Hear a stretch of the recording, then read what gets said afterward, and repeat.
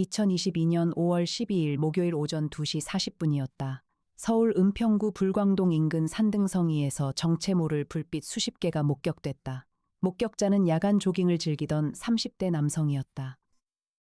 그는 처음에는 반딧불이라고 생각했다. 이 계절 서울 외곽산에서 반딧불이가 나타나는 것은 드문 일이 아니었다. 그러나 반딧불이와는 달랐다. 불빛들은 각각 사람 주먹만 한 크기였다. 황금색과 청색이 뒤섞인 빛을 내뿜으며 천천히 하강했다. 목격자가 가까이 다가가려 하자 불빛들이 빠르게 산 쪽 방향으로 흩어졌다. 그는 핸드폰으로 영상을 찍으려 했지만 핸드폰 화면이 갑자기 꺼지는 바람에 촬영에 실패했다. 같은 날 같은 시각 은평구 응암동 주택가에서는 또 다른 목격담이 나왔다. 이른이 넘은 할머니가 새벽에 잠이 깨서 창문 너머를 바라봤는데 지붕 위를 떠다니는 빛덩어리들을 봤다고 했다. 그 빛들이 골목 어귀 쪽으로 내려갔고 그 방향은 은평구 진관동 소재 한 저택 쪽이었다고 진술했다. 그 저택의 이름은 이치민 전 국회의원 공관이었다. 이치민은 삼선 국회의원을 지낸 75세의 정치인이었다. 2022년 현재 국민재건당 당대표 경선에 출마한 상태였다. 그런데 그날 새벽 이치민이 사망했다.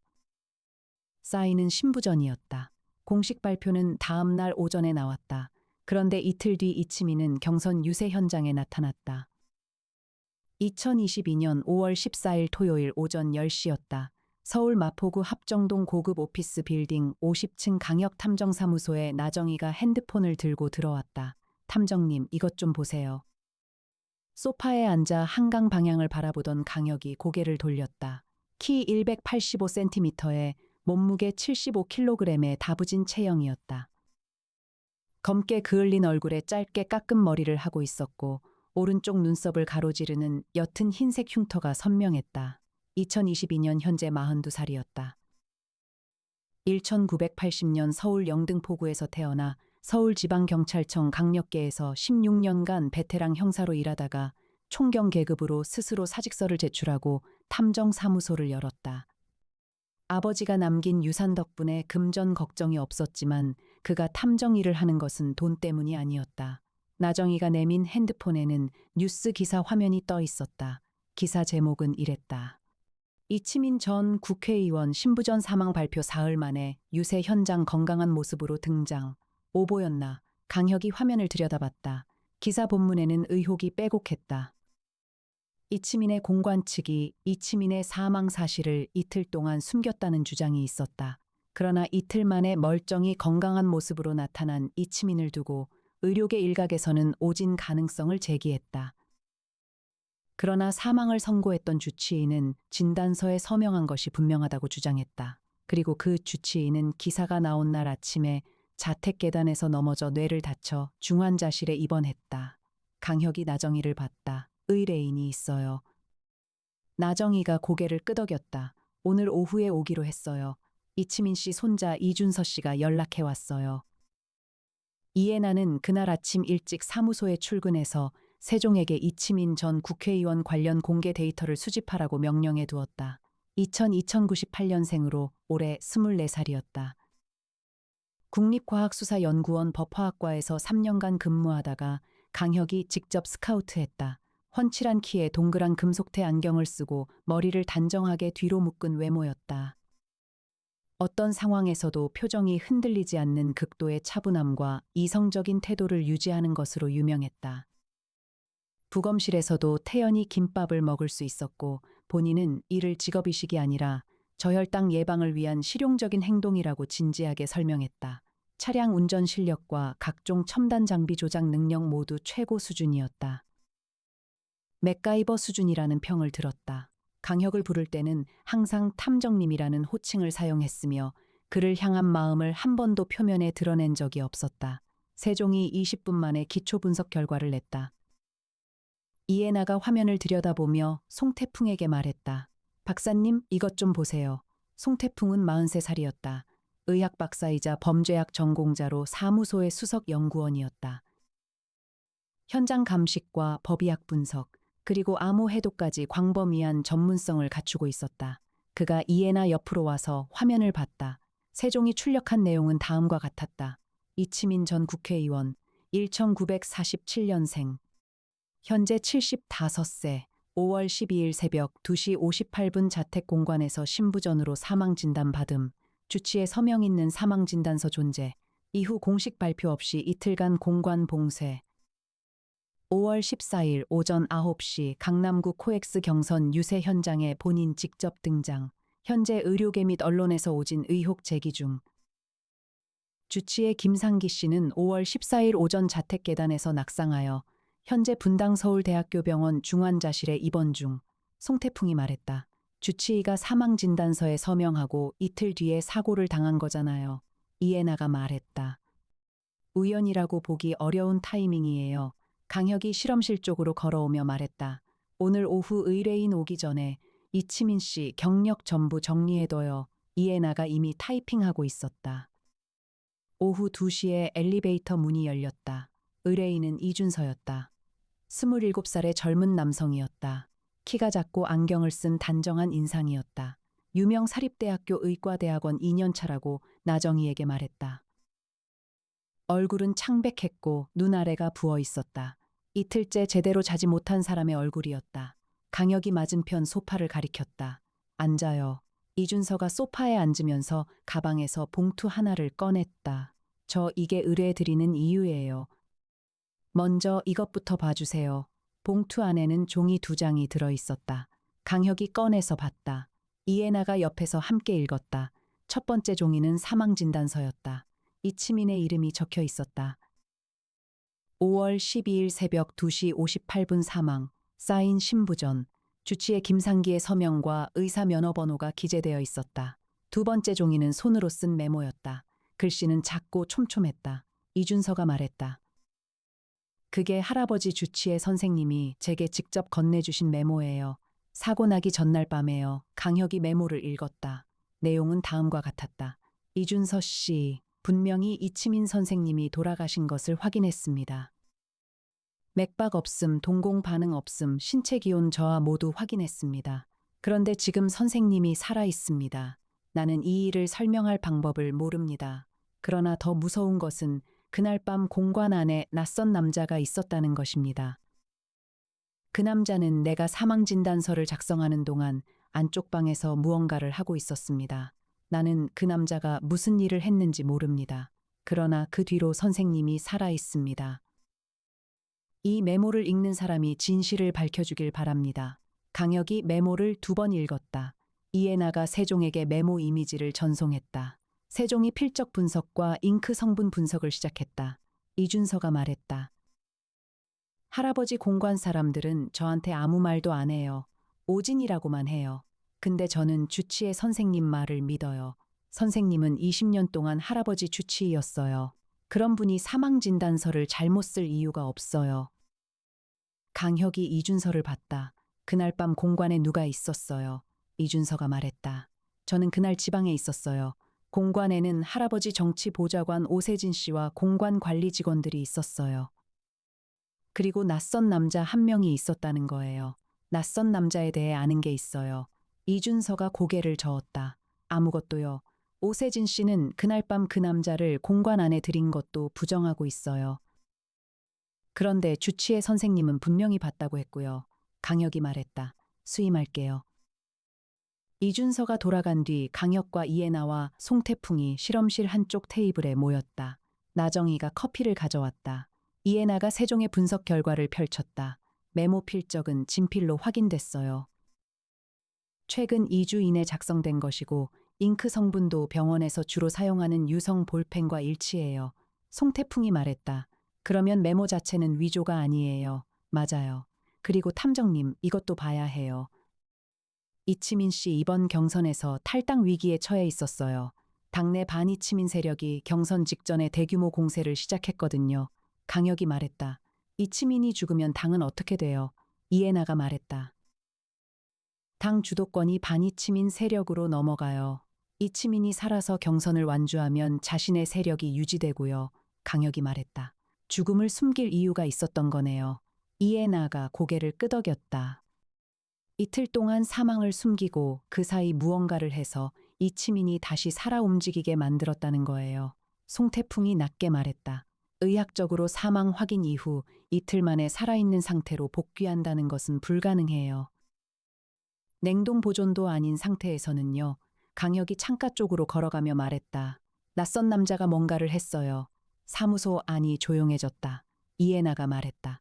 탐정님, 그날 밤 불광동과 응암동에서 목격된 불빛들 기사 봤어요? 강혁이 이해나를 봤다. 이해나가 기사 화면을 강혁에게 보여주었다. 5월 12일 새벽 목격담들이었다. 황금색과 청색의 불빛 수십 개가 이치민 공관 방향으로 이동했다는 내용이었다. 강혁이 화면을 오래 들여다봤다. 이튿날 강혁과 이해나는 이치민 공관 근처를 직접 살펴봤다. 이준서가 사전에 근처 출입 허가를 받아두었다. 공관 내부에는 들어갈 수 없었지만 외곽과 담장 근처까지는 접근이 가능했다. 이해나가 소형 드론을 날렸다. 드론이 공관 상공 40m 높이에서 수평 비행하며 열화상 카메라로 외벽과 지붕을 스캔했다. 강혁은 담장 외벽을 걷다가 멈추었다. 있는 것, 없는 것, 어색한 것. 형사 시절의 버릇이 자동으로 작동했다. 있는 것, 담장 석벽 표면에 이상한 얼룩이 있었다. 검붉고 건조한 얼룩이었다. 시간이 지난 것이었다. 없는 것, 담장 주변에 을에 있어야 할 나뭇잎들이 없었다. 깨끗하게 치워진 것이었다.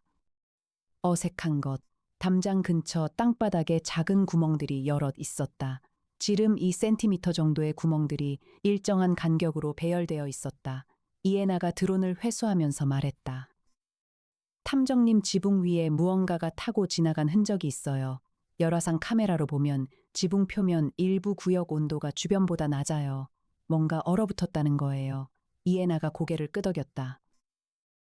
그리고 외벽 서쪽 면에 타들어간 흔적이 있어요. 극도로 높은 온도에 무언가가 스쳐 지나간 것 같아요. 강혁이 담장 얼룩 사진을 찍었다. 이해나가 소형 채취 도구로 얼룩 샘플을 긁어 담았다. 이게 뭔지 분석해줘요. 알겠어요. 강혁이 구멍들 앞에 쪼그리고 앉았다. 구멍 하나에 손가락을 넣어봤다. 깊이는 10cm 정도였다. 구멍 내부가 유리 표면처럼 매끄럽게 굳어 있었다. 마치 고열로 소결된 것 같았다. 강혁이 구멍 사진도 찍었다. 이틀 뒤 강혁은 형에게 전화를 걸었다. 신호가 2번 울렸다. 혀가 무슨 일이야? 형 나야. 이치민 전 국회의원 사건 알지? 알지. 검찰도 관심 있어. 이치민 공관 당시 보좌관 오세진 씨 좀 알아봐 줄 수 있어.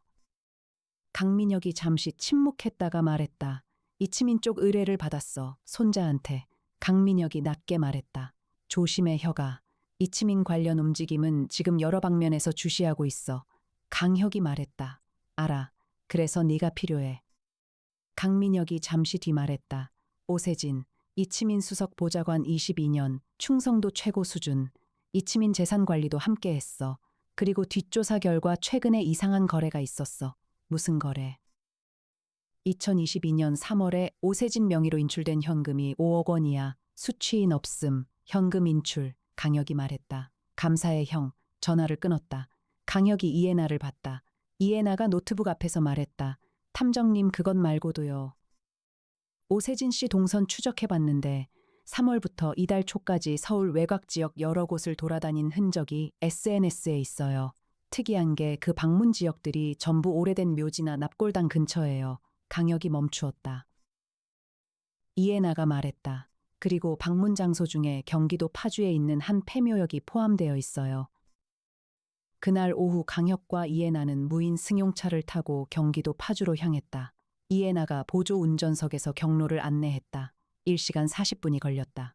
폐묘역은 생각보다 넓었다. 30년 전에 폐쇄된 공설묘지였다. 이장이 완료된 공터와 방치된 석비들이 뒤섞여 있었다. 나무가 우거졌고 잡초가 무성했다. 오후 4시였지만 나무 아래는 어두웠다. 이해나가 드론을 날렸다. 드론이 묘역 전체를 스캔했다. 강혁은 지면을 보며 걸었다. 형사 시절의 버릇이 작동했다. 있는 것, 없는 것, 어색한 것, 있는 것. 묘역 중간 지점에 비교적 최근에 누군가 다녀간 흔적이 있었다. 잡초가 눌린 방향이 규칙적이었다. 없는 것. 한가운데 구역에 석비가 없었다. 다른 곳에는 이장을 마치고도 석비를 남겨둔 경우가 많았는데 이 구역만 깔끔하게 비어 있었다. 어색한 것. 그 빈 구역 바닥 흙이 검었다. 주변 흙과 색이 달랐다. 표면이 마치 구워진 것처럼 굳어 있었다. 강혁이 쪼그리고 앉아 흙을 긁어봤다. 흙 아래에서 이상한 것이 나왔다. 작은 유리 조각 같은 것이었다. 그러나 유리가 아니었다. 손바닥에 올려놓고 보니 극도로 투명했다. 내부가 비어있는 것처럼 빛이 통과했다. 손바닥 위에서 미세하게 빛났다. 이에나가 다가와서 봤다. 이게 뭐예요? 강혁이 채취 용기에 담았다. 모르겠어요. 가져가서 분석해봐요. 이에나가 드론 화면을 들여다보다가 말했다. 탐정님, 저쪽 나무 뒤에 뭔가 있어요. 두 사람이 걸어갔다. 나무 뒤에는 낡은 창고 건물이 하나 있었다. 슬레이트 지붕이 반쯤 무너진 건물이었다. 문이 잠겨 있지 않았다. 강혁이 안으로 들어갔다. 창고 안에는 오래된 목재 상자들이 쌓여 있었다. 그러나 한쪽에 최근에 사용한 흔적이 있는 공간이 있었다. 바닥에 새 발자국들이 찍혀 있었다. 신발 사이즈는 270 이상으로 보이는 큰 사이즈였다. 그리고 벽에 뭔가가 걸려 있었다. 긴 칼이었다. 강혁이 멈추었다. 칼은 길이가 60cm가량 되는 외날 도검이었다. 칼날은 얇고 투명했다. 일반적인 금속 광택이 아니었다. 마치 유리와 금속의 중간 어딘가의 재질 같았다. 칼자루는 낡고 검었다. 천으로 촘촘히 감겨 있었다. 이에나가 채취 도구를 꺼냈다. 손대지 마요. 강혁이 말했다. 이미 알아요. 이에나가 칼 표면을 거즈로 조심스럽게 닦아 샘플을 채취했다. 강혁이 핸드폰으로 사진을 여러 장 찍었다. 두 사람이 창고 밖으로 나왔다. 강혁이 사진을 이에나에게 보냈다. 이에나가 말했다. 탐정님, 이 칼 세종에게 이미지 분석 돌렸어요. 결과가 나오면 연락할게요. 강혁이 말했다. 이 칼이 여기 있다는 걸 오세진이 알겠죠? 이에나가 말했다. 아니면 오세진이 여기에 뒀을 수도 있어요. 두 사람이 차에 올라탔다. 무인 승용차가 서울 방향으로 움직이기 시작했다. 사무소로 돌아오자 송태풍이 기다리고 있었다. 강혁이 담장 얼룩 샘플과 투명 조각, 그리고 칼 표면 거즈를 실험대에 올려놓았다. 송태풍이 즉각 분석을 시작했다. 이에나는 세종에게 칼 이미지를 넣어 문화재 데이터베이스와 공예품 데이터베이스를 대조했다. 30분 뒤 송태풍이 말했다. 담장 얼룩은 혈흔이에요. 강혁이 말했다. 이치민 씨 혈액과 대조 가능해요. 가능은 한데 이치민 씨 측이 협조해야 해요. 그리고 탐정님, 이 혈흔에 이상한 게 있어요. 이상한 거. 송태풍이 현미경을 비켜서며 강혁에게 자리를 양보했다. 강혁이 현미경을 들여다봤다. 송태풍이 말했다. 적혈구가 정상이 아니에요. 세포막이 일부 붕괴되어 있고 미토콘드리아 형태가 비정상적이에요. 살아있는 사람의 혈액이 아니에요. 그리고 혈흔의 산화도를 보면 이틀에서 사흘 전에 흘린 것이에요. 강혁이 현미경에서 눈을 들었다. 이에나가 말했다. 탐정님, 세종 분석 결과 나왔어요. 이에나가 화면을 보여주었다. 세종이 칼 이미지 분석 결과를 내놓았다.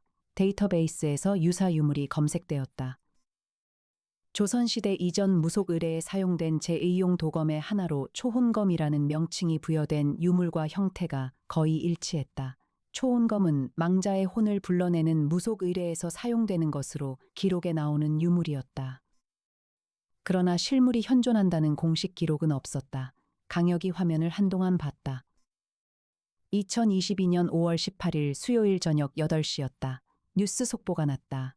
이치민 전 국회의원이 경선 유세 도중 단상에서 갑자기 쓰러졌다. 병원으로 이송됐으나 사망이 확인됐다. 사인은 다발성 장기 부전이었다. 강혁이 뉴스 화면을 보면서 말했다. 이에나 씨, 이에나가 이미 핸드폰을 들고 있었다. 이준서 씨한테 연락할게요. 이준서가 30분 뒤에 전화를 받았다. 목소리가 떨렸다. 할아버지가 또 돌아가셨어요. 강혁이 말했다. 알고 있어요. 이준서 씨 지금 어디 있어요? 병원이에요. 방금 왔어요. 병원 시체 안치실에서 관련 직원들이 접근하지 못하게 해줄 수 있어요. 이준서가 잠시 멈추었다가 말했다. 할아버지 주치의가 사고로 입원 중이라서 다른 의사가 사망 확인을 해야 할 것 같아요. 강혁이 말했다. 그 의사가 사망 확인서에 서명하기 전에 제가 먼저 봐야 해요. 2시간 뒤 강혁과 이에나와 송태풍은 이치민이 이송된 한 대학병원 지하 시체 안치실에 도착했다. 이준서가 미리 허가를 받아두었다. 이치민의 공식 사망 확인은 자정 이후로 미루어진 상태였다. 송태풍이 시신 앞에 섰다. 이치민의 얼굴은 창백했다. 표정은 없었다. 몸 전체가 차갑게 굳어 있었다. 송태풍이 장갑을 끼고 시신을 검사했다. 이해나가 옆에서 보조했다. 강혁은 뒤에 서서 지켜봤다. 송태풍이 말했다. 탐정님, 이것 좀 보세요. 강혁이 다가갔다. 송태풍이 시신의 복부 쪽 옷을 들어 올렸다. 복부에 작은 자국이 있었다. 지름 1cm가량의 구멍이었다. 구멍 주변 피부가 인두로 지진 것처럼 굳어 있었다. 강혁이 말했다. 이게 뭐예요? 송태풍이 말했다. 자상인데 일반적인 날붙이 자국이 아니에요. 구멍 내부가 유리 표면처럼 매끄럽게 코팅되어 있어요. 그리고 피가 거의 없어요. 이해나가 말했다. 파주 폐묘역, 창고에 그 칼 자국 아닐까요? 강혁이 사진을 꺼냈다. 칼날 너비와 자국지름이 일치했다. 이번에는 이미 다시 죽었다는 건가요? 송태풍이 말했다. 이 시신은 처음부터 완전히 살아있는 상태로 복귀한 것이 아니에요. 피부 조직 일부가 이미 괴사 상태였고 그게 급격히 전신으로 확산되면서 쓰러진 것 같아요. 강혁이 말했다. 효력이 다한 거군요. 2022년 5월 19일 새벽 1시였다. 강혁이 사무소로 돌아오니 나정이가 깨어서 기다리고 있었다. 탐정님, 아까 낯선 사람이 찾아왔었어요. 강혁이 멈추었다. 어떤 사람이요? 남자였어요. 키가 크고 얼굴이 창백했어요. 목소리가 이상했어요. 뭔가 속을 울리는 것 같았어요. 탐정님 보고 싶다고 했어요. 전화나 메모는 이걸 두고 갔어요. 나정이가 봉투를 내밀었다.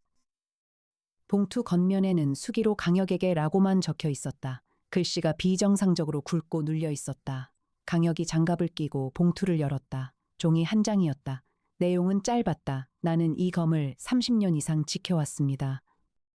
그런데 누군가가 내게서 검을 빌려갔습니다. 빌려간 것이 아니라 훔쳐갔습니다. 이제 내가 죽으면 검에 힘이 풀려 그동안 살려둔 자들이 전부 썩어서 죽습니다. 그러나 내가 살아있는 한 그 검을 찾아서 돌아올 것입니다.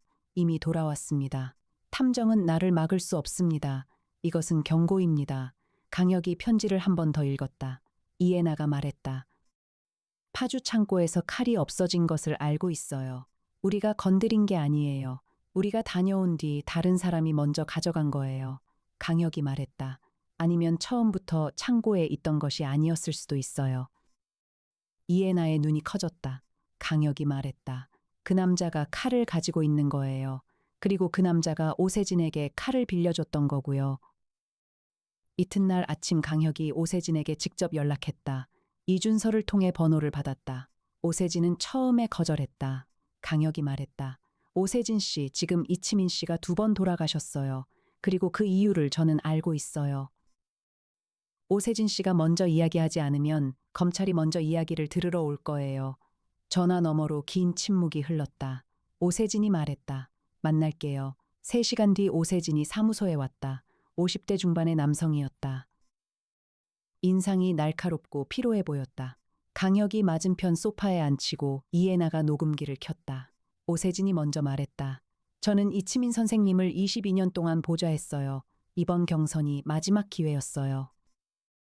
선생님이 이기지 못하면 우리 쪽 사람들 전부 끝이에요.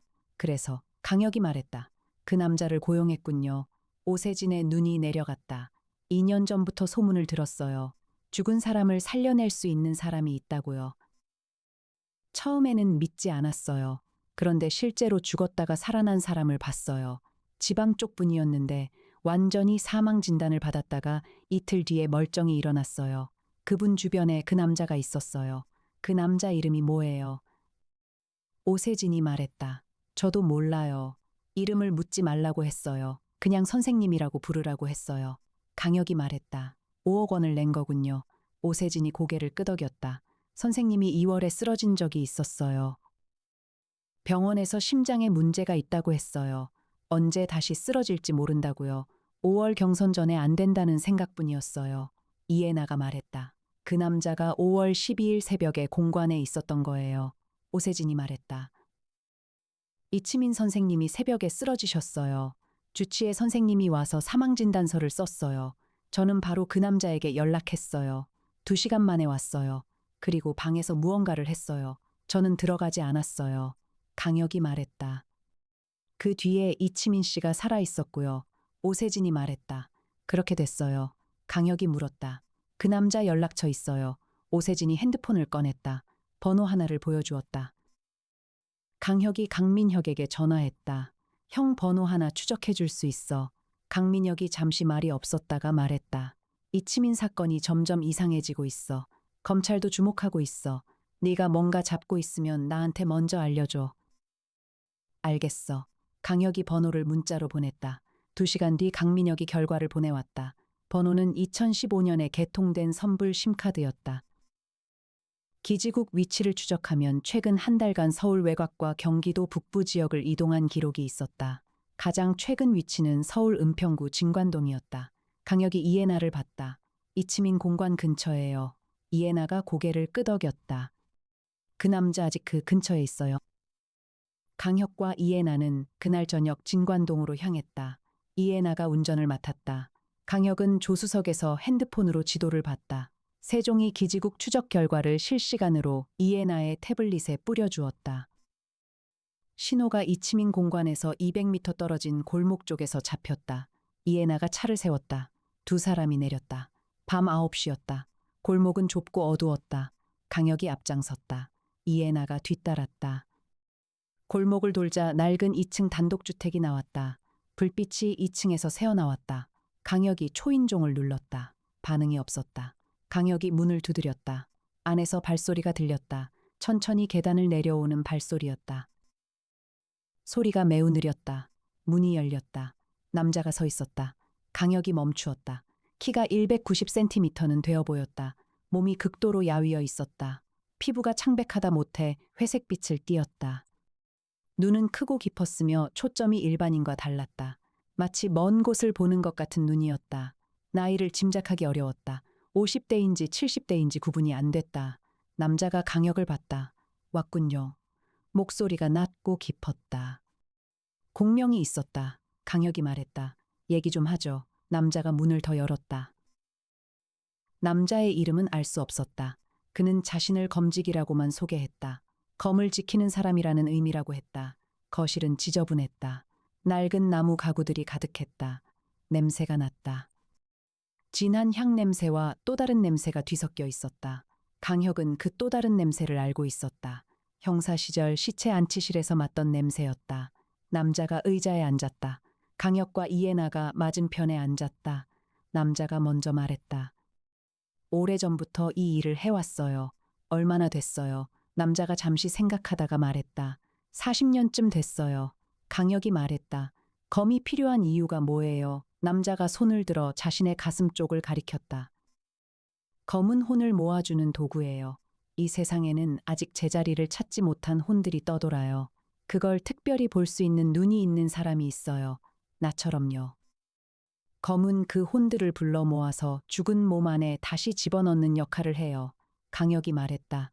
이치민 씨한테 그걸 했군요. 남자가 말했다. 오세진이라는 사람이 의뢰했어요.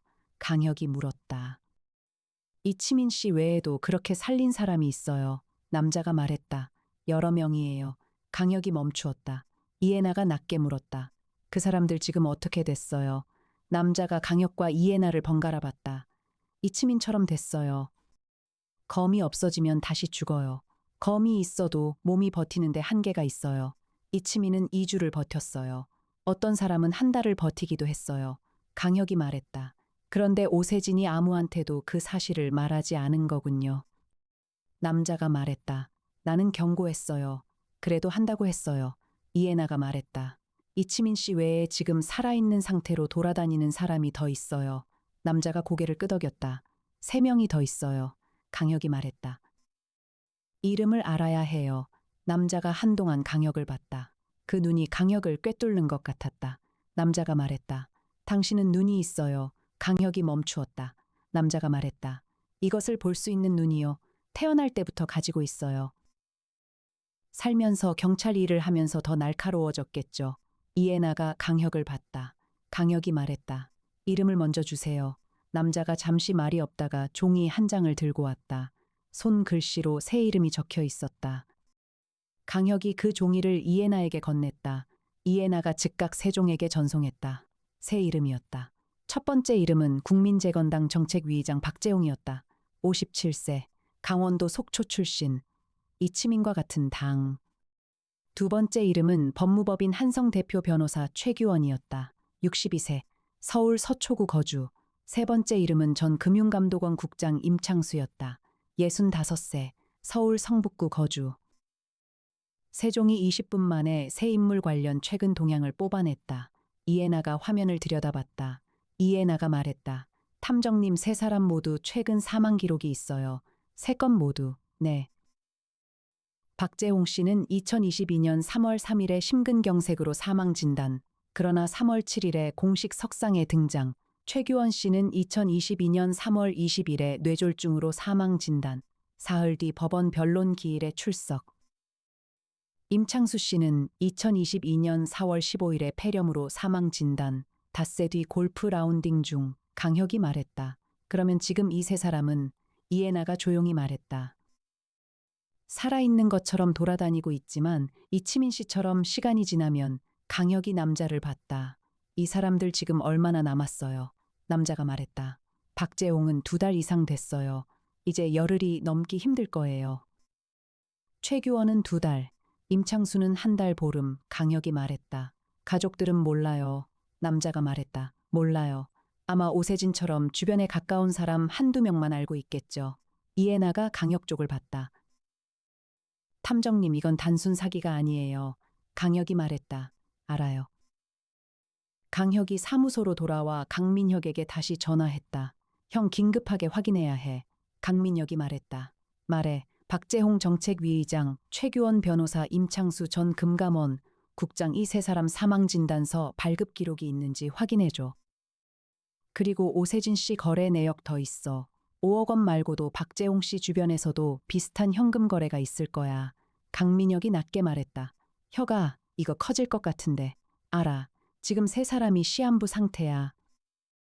살아있는 것처럼 보이지만 실제로는 이미 죽은 상태야. 그 사실을 당사자들이 알고 있는지도 몰라. 강민혁이 잠시 침묵했다가 말했다. 지금 그 말이 진심이야. 강혁이 말했다. 내가 농담할 사람이야. 강민혁이 말했다. 알겠어. 지금 당장 움직일게. 이튿날 오전 강민혁이 결과를 보내왔다. 박재홍 주변에서 3억 원 현금 거래, 최규원 주변에서 4억 원 현금 거래, 임창수 주변에서 2억 원 현금 거래. 수취인 모두 동일한 패턴의 불명확 처리였다. 총 합산 금액은 12억 원이었다. 오세진이 낸 5억 원을 포함하면 총 17억 원이었다. 그리고 박재홍의 주치의도 최근에 뇌졸중으로 병원에 입원 중이었다. 최규원의 주치의는 교통사고로 다리가 부러졌다. 임창수의 주치의는 가스 중독으로 치료 중이었다. 이해나가 말했다. 사망을 확인한 주치의들이 전부 사고를 당했어요. 강혁이 말했다. 입을 막기 위해서. 그런데 누가? 강혁이 생각했다. 검지기 남자는 검의 힘을 이용했지만 물리적 폭력은 아니었다. 그리고 주치의들을 공격하는 것은 그의 방식이 아닌 것 같았다. 남자는 어제 강혁에게 경고 편지를 보냈다. 접촉하려 했다. 주치의들을 제거할 이유가 없었다. 강혁이 말했다. 검지기 남자가 아니에요. 그 사람을 고용한 쪽이에요. 이해나가 말했다. 오세진 씨요. 강혁이 말했다. 혼자서 17억 원이 어디서 나와요. 뒤에 더 있어요. 강혁이 세종에게 이치민 국민재건당 내부 권력 구도 분석을 명령했다. 20분 뒤 결과가 나왔다. 이해나가 화면을 들여다보다가 말했다. 탐정님, 이거 봐요. 화면에는 이치민 측 주요 인물들의 관계도가 나와 있었다. 오세진 외에 이름 하나가 눈에 들어왔다. 황기선, 2022년 현재 59세, 국민재건당 전략기획위원장. 이치민과 2년 전 결별한 뒤 현재 반이치민 세력의 핵심 인물. 그런데 세종이 추가로 뽑아낸 정보가 있었다. 황기선과 오세진은 15년 전 같은 지방 정치 조직에서 활동했다. 두 사람이 같은 팀이었던 시절이 있었다. 이해나가 말했다. 오세진이 이치민을 살려두려 한 것이 아닐 수도 있어요. 강혁이 멈추었다. 이해나가 계속했다. 이치민을 살려두는 것처럼 하면서 실제로는 이치민의 죽음을 더 확실하게 만들기 위한 것이었을 수도 있어요. 이번에 이치민이 두 번째로 죽은 것을 보세요. 유세 현장 단상 위에서 공개적으로 쓰러졌잖아요. 이번 죽음은 감출 수 없어요. 강혁이 말했다. 처음 죽음을 이틀 동안 숨겼다가 살려낸 뒤 더 공개적인 장소에서 죽게 만든 거군요. 이해나가 말했다. 이치민이 한 번 죽었다가 살아난 불안정한 상태라는 게 알려지면 신뢰가 무너져요. 그리고 두 번째 죽음은 완전히 공개된 죽음이에요. 강혁이 말했다. 황기성과 오세진이 처음부터 공모한 거예요. 이해나가 고개를 끄덕였다. 그리고 주치의들을 다치게 한 것도 오세진 쪽에서 한 거예요. 강혁이 검지기 남자에게 다시 연락했다. 남자가 받았다. 강혁이 말했다. 박재홍 씨, 최규원 씨, 임창수 씨 세 사람 지금 어떤 상태예요? 남자가 잠시 말이 없다가 말했다. 어제부터 증세가 빨라졌어요. 강혁이 말했다. 왜요? 남자가 말했다. 검이 계속 같은 공간에 있어야 해요. 그런데 내가 오세진 쪽 사람들 때문에 며칠 동안 검을 가지고 도망 다녔어요. 거리가 멀어지면 효력이 약해져요. 강혁이 말했다.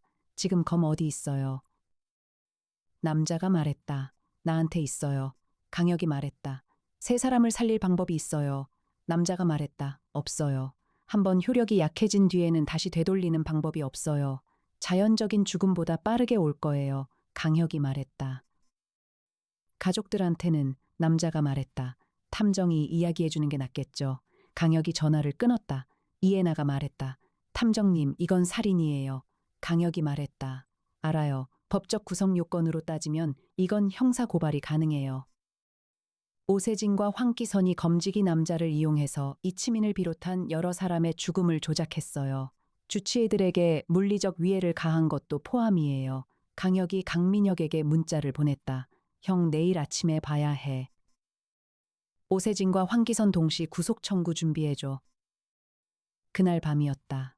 사무소에 누군가 찾아왔다. 나정이가 인터폰으로 알렸다. 이준서예요. 강혁이 말했다. 들어오게 해요. 이준서가 들어왔다. 얼굴이 전보다 더 창백해 보였다. 이준서가 자리에 앉자마자 말했다. 오늘 아버지가 저를 불렀어요. 그런데 아버지가 이상했어요. 강혁이 말했다.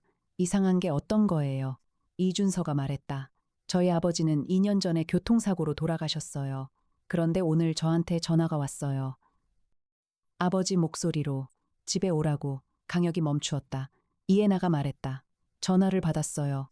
이준서가 고개를 끄덕였다. 집에 갔더니 아버지가 있었어요. 2년 전에 돌아가신 그 얼굴 그대로였어요. 이준서의 목소리가 낮아졌다. 그런데 이상했어요.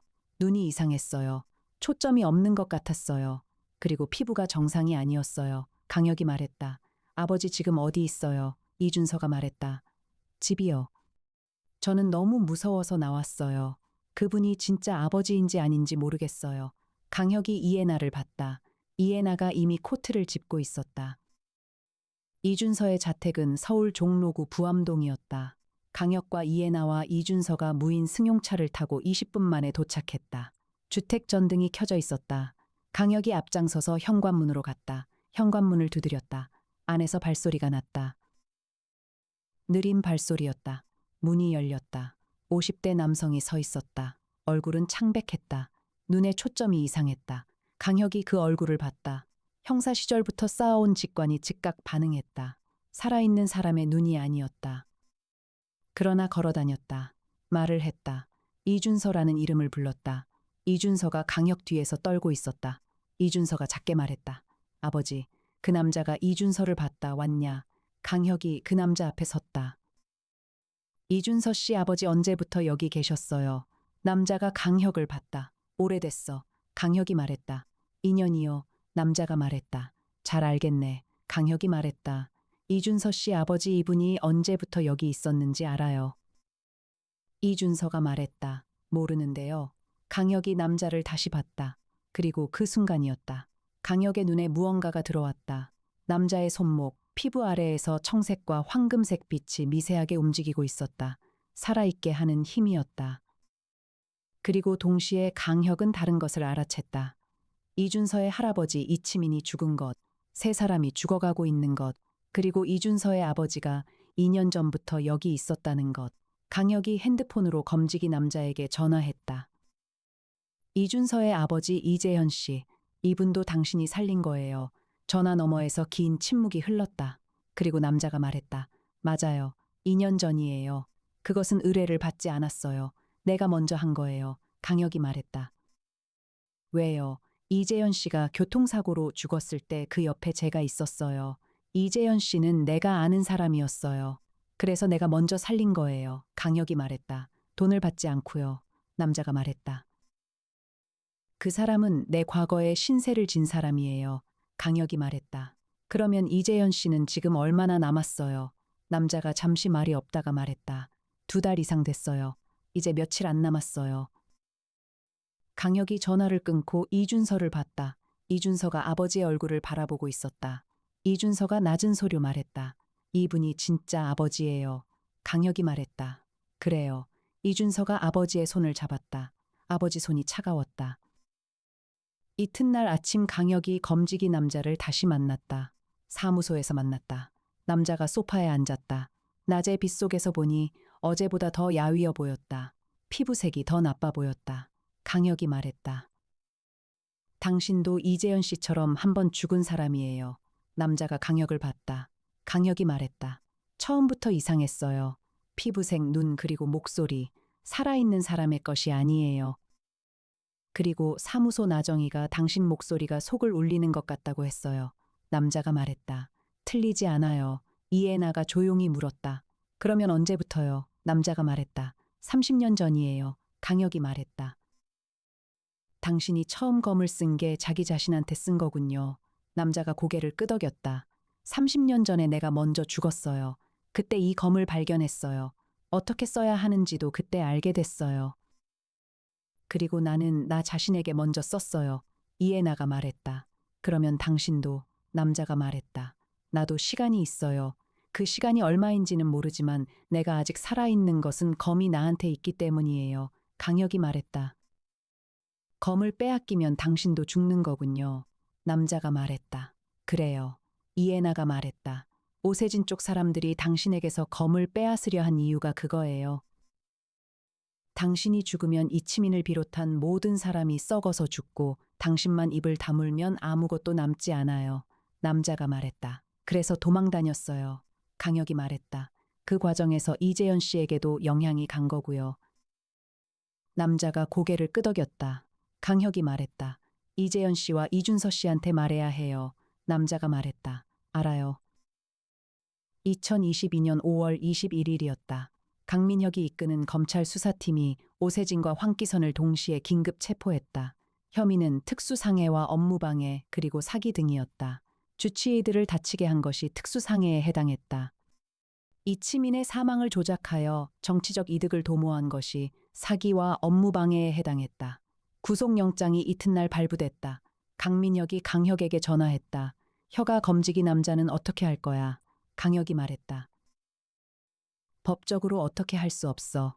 그 사람이 한 일이 대한민국 형법 어디에도 해당하는 항목이 없어. 강민혁이 말했다. 죽은 사람들은 강혁이 말했다. 이재현 씨는 오늘 이준서 씨 옆에 있어. 며칠 안으로 다시 떠날 거야.